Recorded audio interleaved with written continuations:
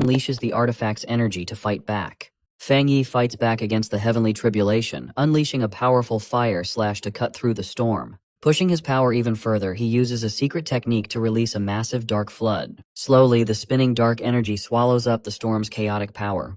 With the storm calmed, Fang Yi floats up toward the glowing moon. Smiling with confidence, he snaps his fingers to call the scattered dark energy back to his body. Soon, the system confirms he has broken through to the first level of the Shenyue realm. As his body absorbs the rest of the dark energy, Fang Yi enjoys the feeling of his new power. He feels his senses grow and feels like he has become the divine moon itself. He is now completely in tune with the universe's power, easily controlling endless spiritual energy. His expression suddenly sharpens and he turns around. He senses something strange as his vision grows to show a massive galaxy. A broken system window suddenly stops him, warning that his new Shenyue realm is still unstable. It gives him a new order to instantly go into deep training so he can prepare to absorb cosmic storms and face hidden future threats. Fang Yi is confused by these unknown cosmic storms. Floating down from the sky, Fang Yi is deeply worried. He knows he cannot hide away right now, fearing his absence would leave the Jia nation defenseless against growing global threats. The system stops him with a strict warning. If he refuses training, his growth will freeze forever, giving him a 99% chance of death and a 100% chance that the Jia nation will be destroyed.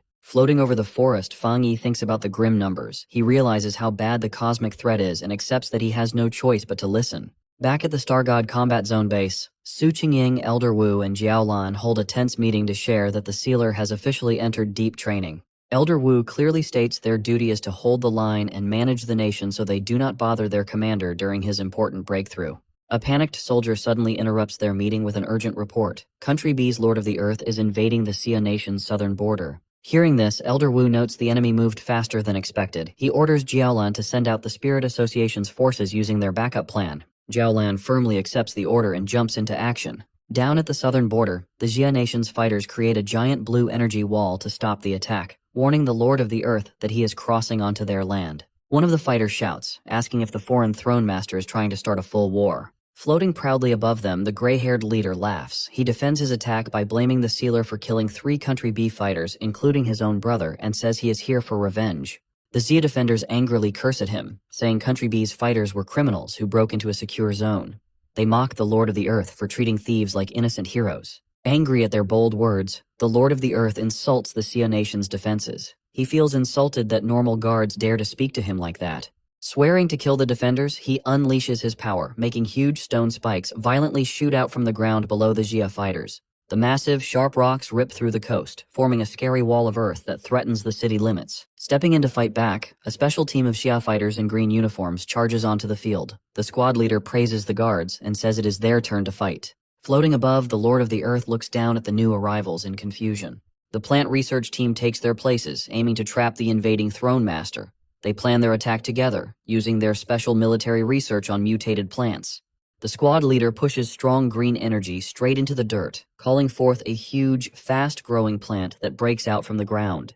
The giant plant forms into huge monster vines with open, sharp teeth. The defenders proudly state that their secret wood weapon is the perfect counter to the invader's earth powers as the plants lunge at him. Promising to protect the Jia nation's honor, the defenders order the vines to wrap around and break down the giant stone spikes.